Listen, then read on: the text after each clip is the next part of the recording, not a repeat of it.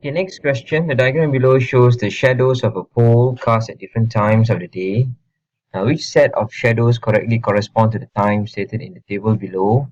Now, in order to answer this question, we need to revise the things that we already know about light. I know some of you have not covered light yet in your syllabus. You have not gone through the topic of light. So if that is the case, then maybe this video would be a good introduction for you. And when your teacher does go through the topic of light, it will be much clearer. Okay, so let's start. Now, light is a form of energy that helps us see the things around us. So if a question in your exam asks you what is light, then that's the answer, right? Light is a form of energy that helps us see the things around us. Okay. And because light is an energy, it is not matter. You can't fill up light in a container, right? And you can't measure the mass of light, right? It doesn't occupy space. All right. So light is a form of energy that helps us see the things around us. Now, light comes from light sources or sources of light. Anything that gives off light would be a light source. Look around you right now. I'm sure there are lots of sources of light all around you. It could be your the computer that you're looking at as a source of light because it allows you to see whatever is on the screen. The light above you, allows you to see better because you need to have light to see things. It can also be fire.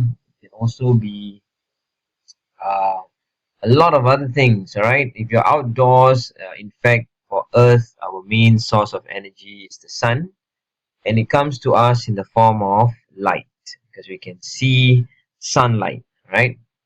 All right. So we also need to know about how you can classify the materials that are around us.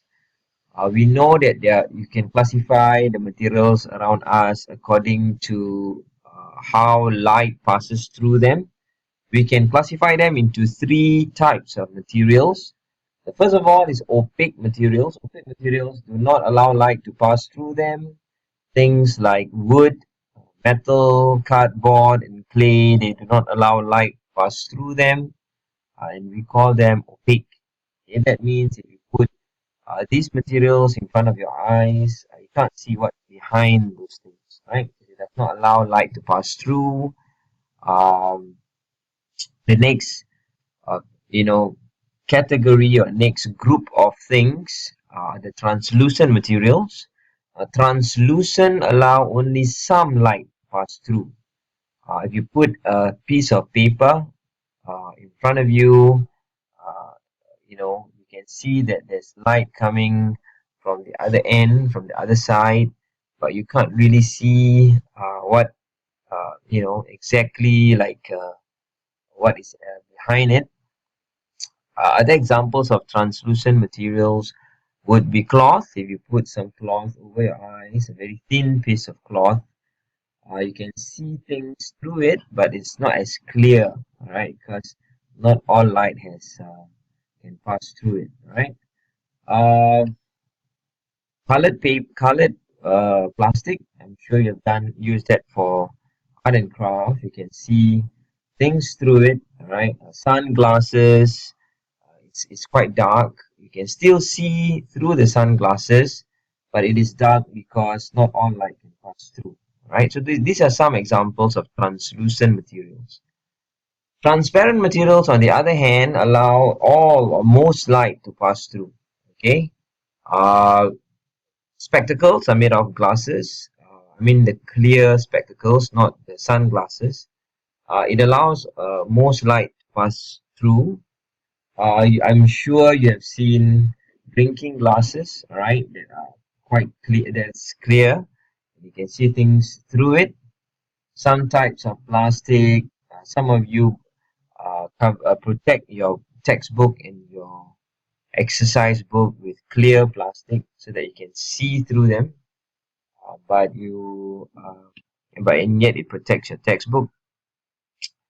Look around and see, try to spot things around you in your classroom or in your surroundings right now, and see, whether you can classify them according to these three categories: opaque, translucent, and transparent.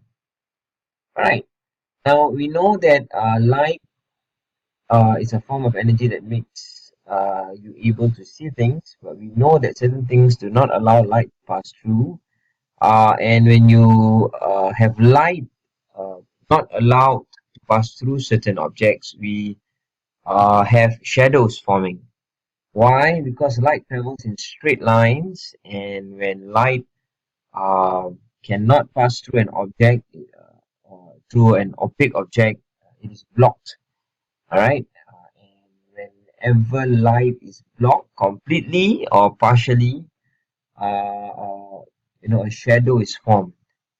Whether when light is completely blocked or some light is blocked, then there must be a shadow. All right. And actually, the definition of a shadow, or if the question asks you what is a shadow, shadow is just a dark area that is formed by an object blocking a light source. All right. So if you were to stand uh, in the sun, you can see a shadow of yourself.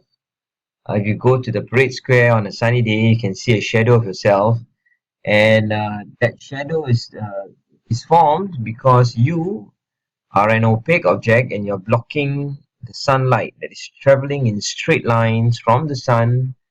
But you are blocking those some of those straight lines, and therefore a shadow is formed. All right, we will be covering more of this in the next few lessons. But right now, it is good for you to know all this so that you can answer this question. Now, you also need to know that the sun is our main source of light energy, and the sun on Earth, wherever you are, the sun rises in the east. Can usually, if you look at the question just now, the east is on the right. Okay, so this is the east here, and this is the west here. All right, so if the east is on your right, sun rises from the east. Now the sun rises from here over the horizon, it goes up, and as it goes up, there are straight lines of light passing, reaching Earth. But whenever it has what do you call that, an opaque object, the light is blocked. Now, because the light is blocked from here to here, all right, the shadow, so the light is actually blocked from here, all right, all the way to here, and because it is blocked, right, this part here would have no sunlight passing through it, and because there's no sunlight passing through it, you can see that there is a shadow that is formed.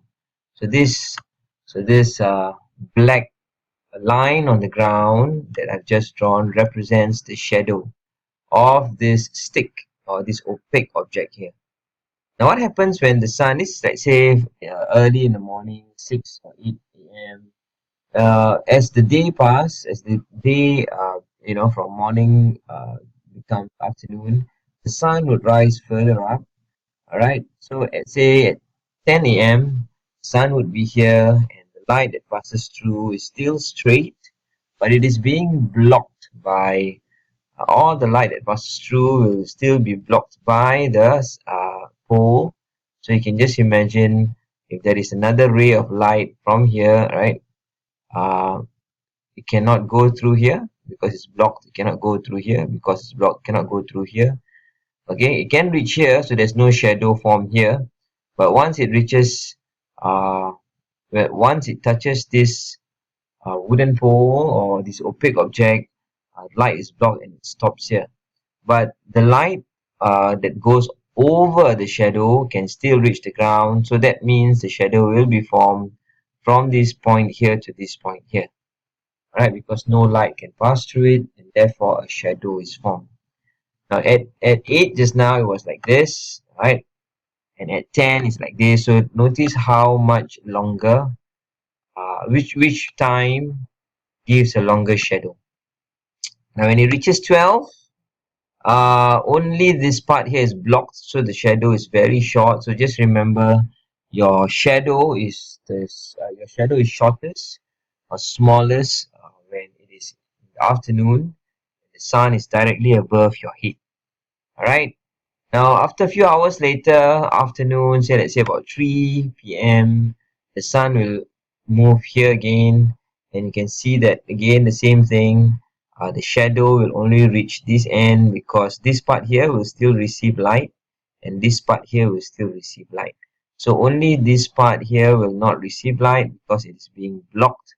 Therefore, the shadow will start to grow, and at 6 p.m., for example, it will start to go down towards the west before it sets and disappears for the night.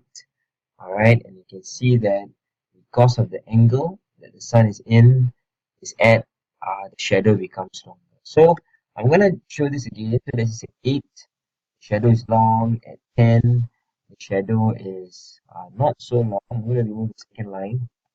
All right, again, so this is 8 long, 10 shorter, 12 very short.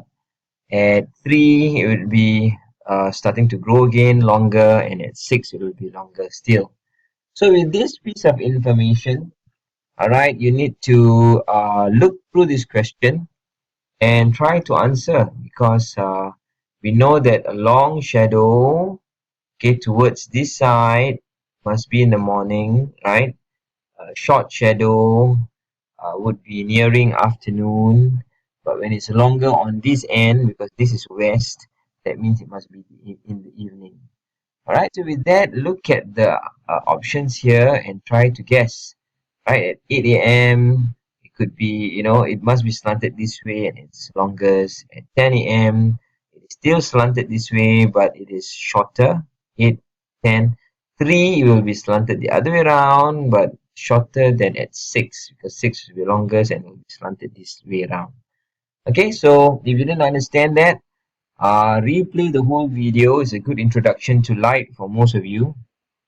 And then so that when your teacher does teach you about light, it's easier for you to comprehend and just replay this video again if you don't understand. Thank you.